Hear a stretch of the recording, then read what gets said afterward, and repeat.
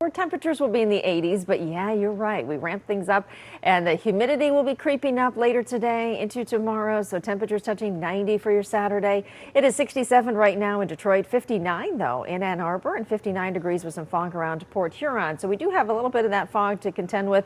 Port Huron, your visibility about a half mile, less than a mile in Mount Clemens. Not bad in Ann Arbor, 6-mile visibility, but 3 in Lapeer. And once the sun comes up, that'll start to burn things off. Now we look to our west, either a slight risk for more organized, at least chances for stronger storms back into Wisconsin and Minnesota. And then you can see surrounded by that marginal risk, western UP, all of Wisconsin, really into northern Illinois. So the cold front is making some progress. It's going to bump into that hot, muggy air behind it, some drier conditions, and not as hot either.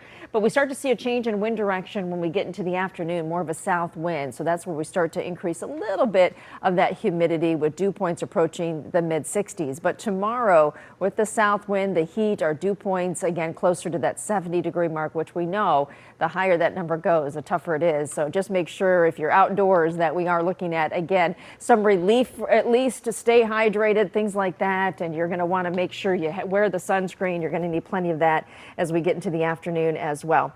When we look ahead to what we're facing as far as storm chances, we are going to see at least a cold front coming through, and that cold front is going to make a little bit of progress as we get through again the day on Saturday. So when we look at it stretched out off to our north and west on Saturday morning, we're talking about dry conditions for the start of the cruise. Once we get toward the evening, notice those storms trying to develop in the afternoon. I think some of those will start to break down, but we are going to include that chance, especially after about 6 o'clock in the evening into the overnight. And a few of those could be on the stronger side. We are in our marginal risk for severe weather. The good news is once everything comes through, though, the heat breaks next week.